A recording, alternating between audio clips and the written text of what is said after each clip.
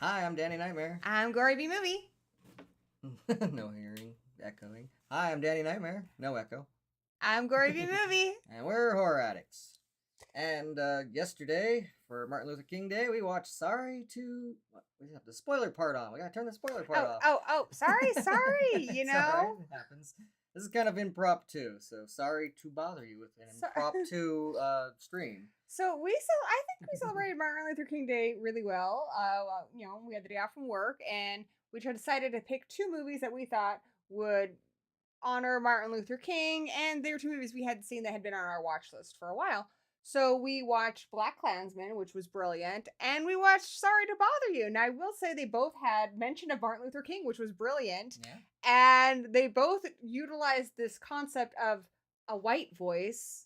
And Sorry to Bother You, it's apparently something every Black person just has in their arsenal. We thought these movies would be more similar than they were, but Sorry to Bother You is batshit crazy. They are very similar, but they are very different.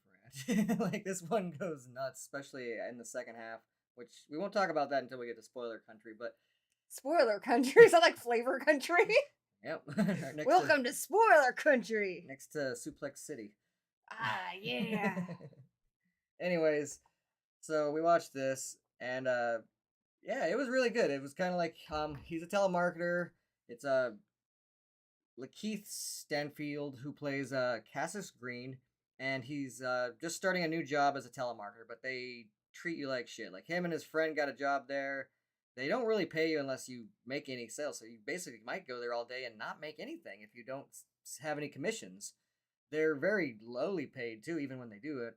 It's not good. He's got a girlfriend named Detroit, played by Tessa Thompson. And she's basically out there banksing everything. She's like an artist. She does vandalism. She does expression art, all kinds of crazy stuff herself. And when she's trying to pay the bills, I guess she spins a sign.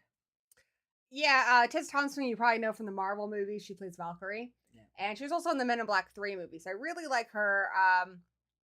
And she gives zero fucks about the institution and the system. Like, she's got these crazy earrings that are just huge. Like, one of them's got guy being electrocuted. And Cassius, I related to that because that was one of my earliest jobs I had. I remember I was walking downtown and this guy who looked like Ace Ventura was like, "You want a job?" I'm like, "Oh my God, I'm going to be a prostitute." No, worse. I was a telemarketer. Yeah. It's the same. You got paid nothing. You have people shout at you all day and you work for commission. It sucks. That does suck. Though it also sucks being called by a telemarketer. Yes. I can see both sides of this sucking. I got it. I'd be like, I get it, dude. I get it. It's a lose-lose situation for anybody on either side of that phone. Zigma says everybody hates telemarketer. I don't necessarily hate them, but I hate being called by them. So I learned pretty quickly, especially when it was men shouting at me, because I was like 15. I would just sometimes, and not because I actually was upset, but just because it worked every time, start crying. And then be like, "Oh my God, I'm so sorry." And like, "How old are you?" "I'm 15. "Oh my God, so what are you selling? It's a coupon book? How much is it?" $20. "Oh, let me go get my credit card." Yes. So yeah, it also has Stephen Young is from Glenn from Walking Dead. I adore him. Now he wants to organize a union. Mayhem and nope, dude. Yeah, Mayhem, Joe Lynch movie, awesome. But yeah, he's great, and he wants to organize a union to help the lower class kind of get paid. You know, that way they're always paid. Just to help things out, because it just sucks for them. They just want enough money to buy groceries, like be able to order a pizza, pay their rent, and they just want some security at their job. Yeah, so I mean that's why they're having this kind of big union strike that they're organizing. And initially Cassius is a part of it, but I think this is the time to introduce Danny Glover's character. Yeah, well, right, it was before we got to that. I was going to point out that like Cassius is living in his uncle's garage.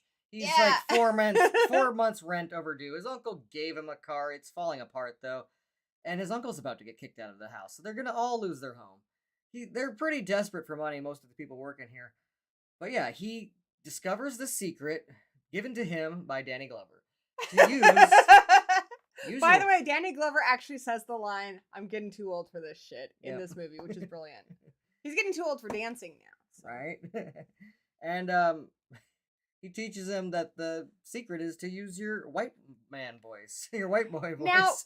Black Klansman did this as well. In Black Klansman, our lead character uses a white voice to infiltrate the KKK, and it's the actor doing an impression Yeah. of basically Adam Driver.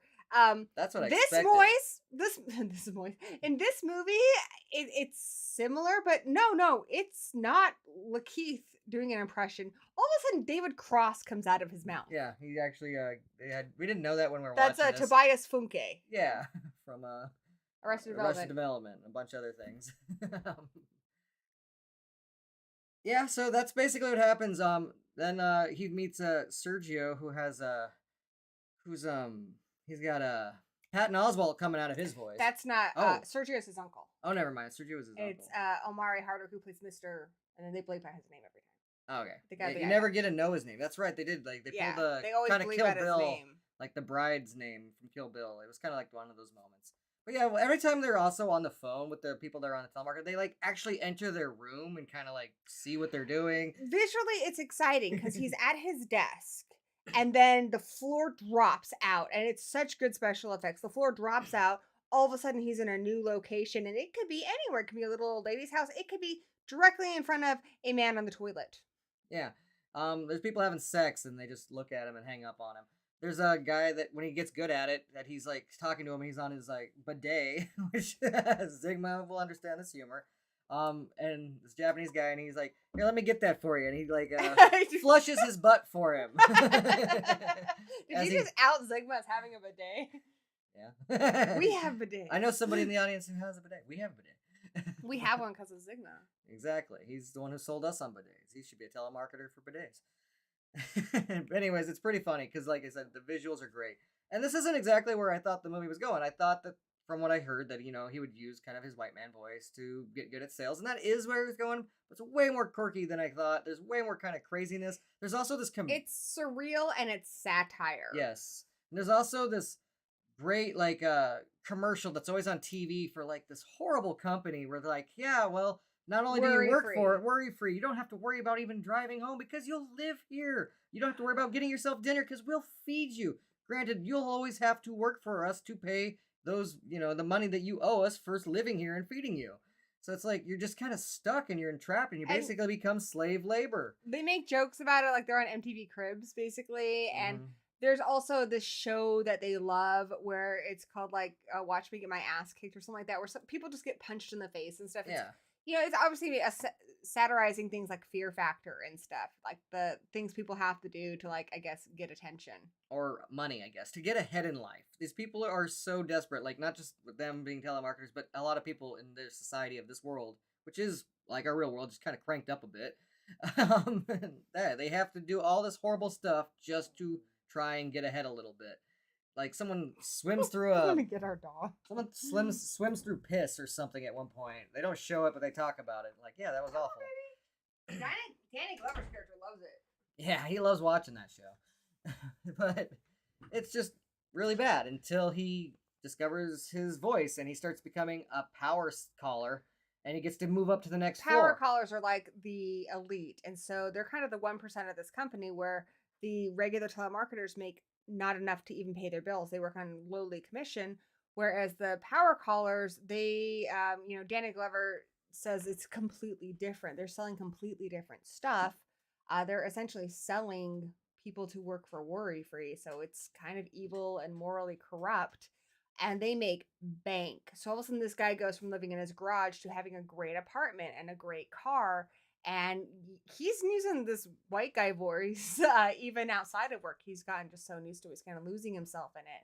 And then he has to go to work escorted by guards just to get in the building because of the strike. Yeah. And that's why he's got a boo-boo on his head, Dusty, because somebody is like, how'd you like a cola, bitch? Or something, and throws a soda at his head. Yeah. And the clip of it goes viral, and it's kind of like that "Catch Me Outside, bitch" from Dr. Phil, where it becomes a meme. That person ends up becoming a rapper. It gets ridiculous, but it's Yeah, it is a lot like Idiocracy, Zigma. It's, Yeah, commenting on things that are ridiculous in our own society. So, like, it's ridiculous, but it's ridiculous when it actually happened, too. exactly. It's like a kind of like exaggerated, but not so much the future. It's like happening right now.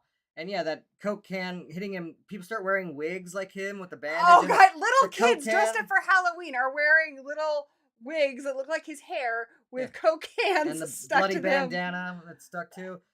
The protesters all start wearing it eventually too. It's like it just becomes this thing that everybody's wearing, and it's like it's really weird. And the movie's doing a lot, but I think it does it really well. It's commenting on like viral culture.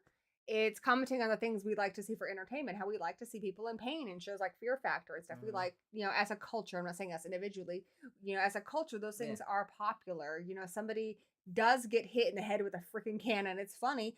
That is something that would go viral. Yeah, it tends to happen, that kind of stuff. That's what we use for entertainment. It's also what people do to get attention and money, like you said. Like people do hurt themselves. They will go into a game show where like oh, I'm afraid of spiders. Well, here, let me get poured spiders on just because I want to win money. Well, poor spiders. I know. They didn't ask for that. Right? It's also satirizing like big businesses. Like the person who runs their telemarketing institution, his name's Steve Lift. Yeah. And it's basically kind of like a play on Steve Jobs because, Apple is a massive company. And a lot of people on the lower end of the company, like, there's a lot of reported suicides and stuff just because of the quality of life. Amazon has had that issue.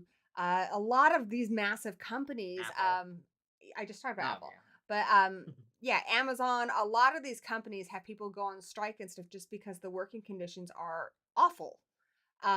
Especially lately with Amazon, I feel like I hear about that a lot. The people who have to work in the warehouses just being worked to the bone. And it just talks about how these people are basically working like animals just to make the people who run these companies rich, and those people aren't doing anything. Yeah. So, why am I doing this on Horror Addicts? All right, well, I can't really. There's a kitty. There's some doggos and there there's too. Some doggos and a Chucky and a thing. So you're like, all right, but why is this on Horror Addicts? Yeah, we didn't expect this to go in this direction. So here's the thing: you guys seen the movie From Dusk Till Dawn? We need to do the spoilers now. Hold on. Just a second. You guys see the movie From Dusk Till Dawn? You know, like how the first half of the movie is one kind of thing, and the second half of the movie is something else. That kind of happens here. And seriously, like, I'm kind of happy it was a surprise. But had I known what was going to happen in the second half, I would have watched this movie a lot sooner. Yeah. So, I mean, highly, highly, highly recommend this, especially if you like satirical comedies, things like Idiocracy. That's a good one.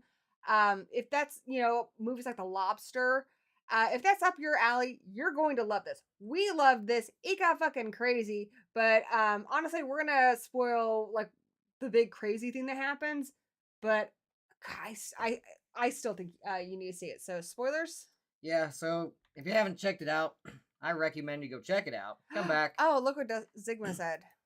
You can read it here too. When I was in Amazon, oof, yeah. Yeah, just because the working conditions are so bad. And so that's what this movie is talking about. It's something that does hit home a lot. Also talks about, I didn't mention this, but it does talk about racial issues, obviously, because he's having to use his white voice when he gets there. It's a telemarketer job. They hire anyone, but he's got these freaking trophies because, Black people generally have to jump through extra hoops, even to get, the easiest jobs. It's bullshit. And he has to basically not be himself, sound like a white guy in order to be successful at this job, which is ridiculous. And then when he is successful, they basically make him like dance like a puppet. They ask him to rap because he's Black, he can rap. And he tells them, I can't rap. And he basically ends up giving them basically what he knows they want. But yeah, he's kind of having to sell his soul. Yeah. And it's just, how far is he going to get pushed before he's just realizes that he's morally bankrupt and he needs to make a change. Yeah, he gets invited to Steve Lift's party. Let's not talk about what he raps about. No. We won't. It's cringe. I'm just going to say that. It was, ugh. But he gets invited to Steve Lift's party, and Steve Lift, who technically, like, isn't really... Played by Armie Hammer, who's a terrible person. Yeah. Fitting, because he's a terrible person in this, too. And he plays terrible people. Yeah. So I guess it's fitting. But yeah, he basically makes him do a very cringe rap. And then And then after that, some white people have sex, like it's a big orgy, apparently. It's like it turns into an Eyes Wide Shut party. Kind of. And then he's invited to go to the bottom But floor. I guess, because I mean that makes it sound kind of weird. It's a massive mansion, Mhm. and so you see all these people living in excess, and they treat Yeah. him like just another commodity to entertain them. He's black; he needs to rap for them. Yeah. There's people having massive orgies. There's people doing drugs. Everything in this building is to excess, and you understand that these people at this telemarketing firm. That's what they're working their asses for no money, so that this guy can be a rich douchebag and have this insane lifestyle that Mhm. is just in I mean insane. So you kind of get to the crux of like the word, like if you thought this is bad, if you thought this is And bad, it is bad. there's another level to it. There's a whole other level and it's horrible. There's more they want from him than just to kind of humiliate him and exploit him for his use of his voice and doing good for them. He's doing good for the company, but they want more. They have more twisted plans for him. He So, goes down to Steve Lift's office underground. It takes a long time to get there. There's all these olive doors and a jade door, but there's a maroon door at the very end. He goes into there and he needs to go to the bathroom though after because it's such a long walk. And Lift's like, "Fine, hurry up and go piss. Go use the jade door and come I right need back. you to watch this movie. This movie's very important. You need to watch it. It'll tell you what we need you for." But he goes into one of the olive doors because they're all green. Just one's slightly jade and the other ones are olive. And yeah, he stumbles onto like what almost looks like a saw. It looks like the basement in the first Saw movie. Yeah. It's like this awful green lighting. You're like, what the fuck kind of bathroom is this? You hear people screaming. He opens his stall. And keep in mind, this guy just did a line of coke. Yeah. So this Big old one. horse person falls over and he's like, I'm in pain. And you're like, oh, geez, he's tripping balls. That's what I thought. I thought he was just really high. Oh, God, no. So then Army Hammer's like, you went in the wrong door. That's clearly an olive door. And no, he's not tripping balls. Army Hammer is basically like, yeah, so the people we have doing our horrible grunt work at Worry Free, like they suck because they're only human and living on nothing to eat and working themselves to death. They're not able to work as hard. So we're making a brand new breed of people who are like horse people, equisapiens. Equisapiens. Because they'll be strong like horses. And so it's all very much a metaphor for how like the working class people are treated like farm animals. Yeah. We're just made to work until we can't work anymore and then we're discarded. They're not treated like people. They're there to make rich people richer. Basically. And they're given this lie like, oh, you can do it too. They don't want you to do it too. They want you to break their back for them, not for you. Exactly. Specifically, it's like kind of a metaphor of slavery and how they're trying to legalize it by bringing a new race of people. Well, and yeah, because he does coke, and back in the day, the Reagan era, people in crappy like big cities where you're stuck in like the poor part of town where they were gonna they would get hooked on cocaine. And then they really criminalized that, and so you would go to jail, but they knew that they were criminalizing it as hard as they were because they were trying to get rid of especially people in like the inner city, which was largely black communities. And then when they go to prison, they would still have to do work, and it was basically unpaid, like what, 5 cents an hour at the most. So basically, that was a way of legalizing slavery. So that's kind of what this is. There's a lot of metaphors. There's so much to unpack in here. But yeah. Like his girlfriend's also doing a big show, and she has a show where he's like, you need to stop this because they're throwing things at her, but she's choosing that. She is, I guess, debasing herself to some degree, but she's doing it for herself, for her art. He's doing it because he thinks he's going to get some big reward. He's doing it for, this corporation, he's doing it for all the wrong reasons. Self-gain. Yeah. But he's really losing himself doing why she is building on herself to do it. Yeah. Like, horse people sound kinky. If you want to highlight that one real quick. Yeah, it's actually very kinky. They have big horse dongs. And They you do. Get to Oh see my them. God. They have massive horse dongs. They hang down to their knees. And you see them. They look like BoJack Horseman, but they're naked and they stand upright. And the craziest thing is they still have their regular voices. One of them sounds like Forrest Whitaker. So then you think, well, that's as crazy as the movie's going to get, right? We've reached the apex of crazy. No, now he needs to try to tell people that there's horse people and no one believes him. Plus he left his phone there. he goes on to a game show where he's yeah, Let Me Kick Your Ass show. where they cover him in shit, and it's just so he can show him the phone clip that his phone sent his girlfriend with the horse people saying, help us, we need help. Because he left his phone in that stall when he found the horse people. Yeah, and that was a very scary, like, horror moment. Like, wait, what? The horse people are terrifying. Like, I was, like, not expecting any... I mean, it's not horror, really. It's more science fiction. It's more a science fiction satire type thing. Yeah. But it still has horrifying moments. The way he stumbles upon him is very, like, a horror setting. Like, that's the tone. Like, the guy's in this bathroom stall, like, help me. And he's like, fine, dude, I'll help you. I need to use the bathroom anyways. And then, yeah, a naked horseman falls out on him. And then all these other horse people show up. And he's, like, screaming and losing his mind. Like, anybody would be, especially if they just did a big line of coke. And he also freaks out because he finds out that they turned them into horse people by, like, this basically the same method of coke. He's reassured that his was just coke, but they want him to be a horse person. And they want him to be the Martin Luther King for the horse people. He's got they're giving him a 5-year deal where he has to be a horse person and lead a revolution that will fail because it's under the actual corporate's thumb, but the horse people will think they got a good deal and listen to him. That is messed up on so many levels. Plus, horse people. Yeah, so obviously he knows this is messed up, but I mean, this movie includes a lot. Again, like Idiocracy is a good way to compare to, because Idiocracy tackles a lot too. I mean, it even talks about like how men deal with security, how men typically need to be pumped up and stuff, and how men are more insecure about what's below the waist than what's going on above the waist. Yeah. So his first thing, he gets his ex-girlfriend. He doesn't say, hey, do my nostrils look bigger right away? He's like, no, does my dick look bigger? And also, when he first gets his promotion, they go onto this elevator. It's Rosario Dawson, right? Yes. And she like basically pumps them up like, you're in the prime of your sexual peak and all this. And it's like a really horny the thing that does the thing. Yeah, it's like basically massaging him with words, like, go get him, tiger, kind of thing. Okay, I think we've told them enough about the plot, but they do need to see this. Yes. I don't want to spoil the end for you. There is more to it than that. Yes, you're like, hey, Gory, how can there possibly... There's still more, and I will say watch into the credits, because then there's a mid-credits scene. Then there's even more. It gets even more insane, more horse people. There's also tons of people in this cast, like we talked about Forrest Whitaker.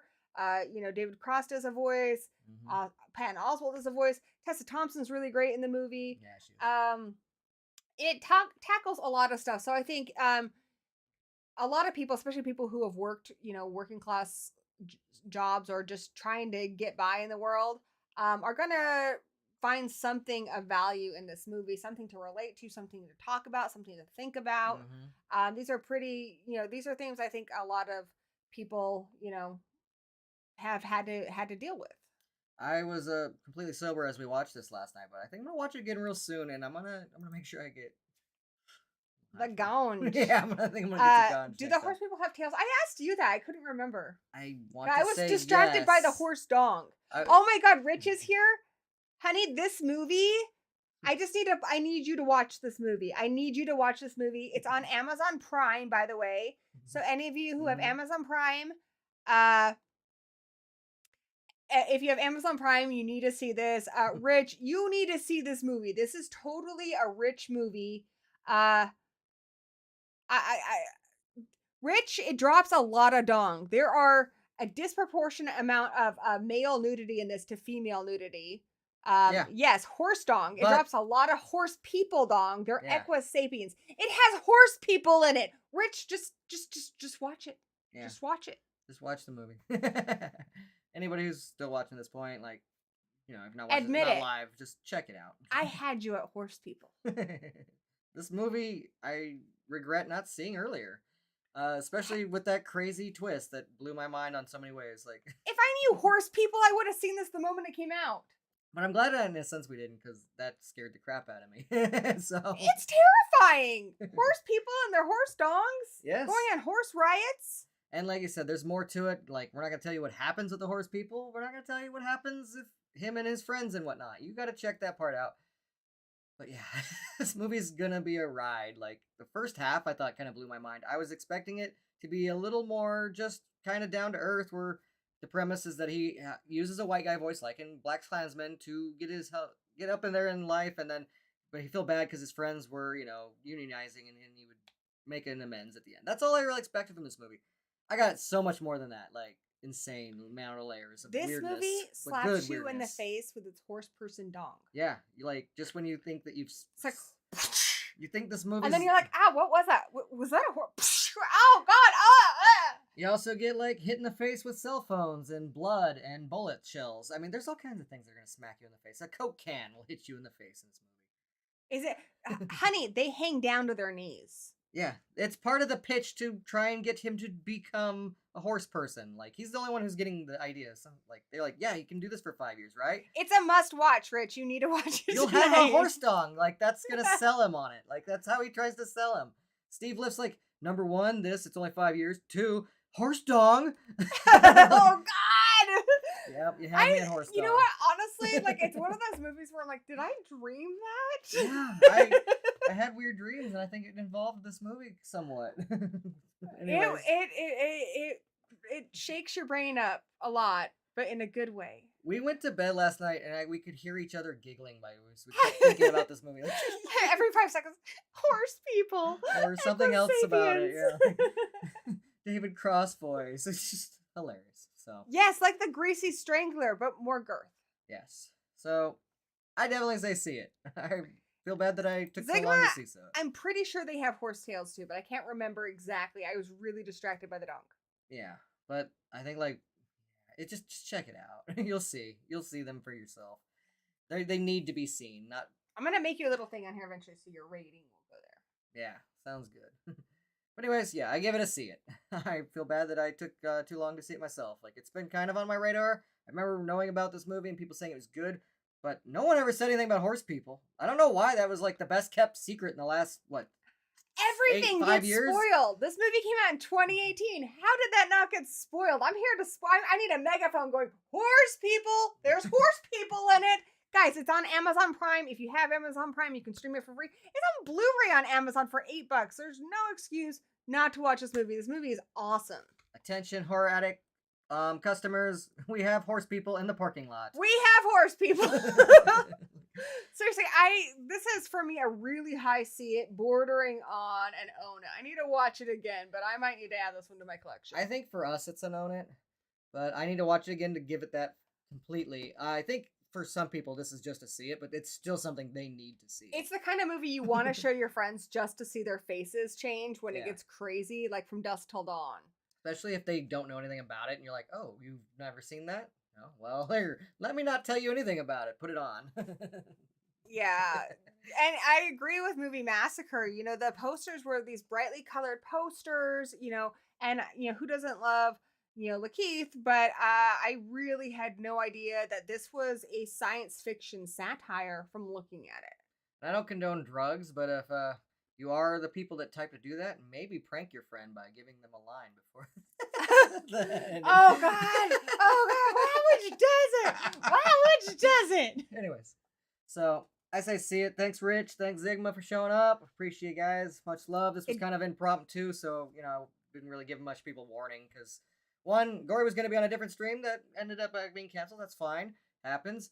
But I wanted to give her this. Plus, we saw this last night, and we're like, we have to talk about this. And even though it's technically the day after Martin Luther King Day, I thought it would be a good episode for Martin Luther King. So. This movie didn't just take up space in my brain. It kicked out, like, old childhood memories to make room so it could stretch out its feet. Yeah, it kicked out the garage those memories were living in, and now it's living in this It's like, I'm putting up my feet in here. Yeah. It's going to be there for a while. It does not have Snoop Dogg in it. No. But like we said, it's got Stephen Yeun in it. He was in Nope. He was in Mayhem. Tons of people we were not expecting. Walking Dead. I didn't think Danny Glover was going to be in this. I didn't think David Cross or Patton Oswalt or Rosario Dawson was going to be in this. Great Amazing cast. Yes, and Tessa Thompson, like we said, and Lakeith Stanford. And Lakeith, you might know him from Get Out. He's great. He was great in Get Out too. He didn't have the biggest part in that, but he had a great part. Memorable though. Yes, very much. He got to say the roll credits line. All right, so I say see it, but now I'm gonna go eat tacos because it's Taco Tuesday. Taco Tuesday. Much love. See you guys around. Bye. Oh wait. Cut. Cut.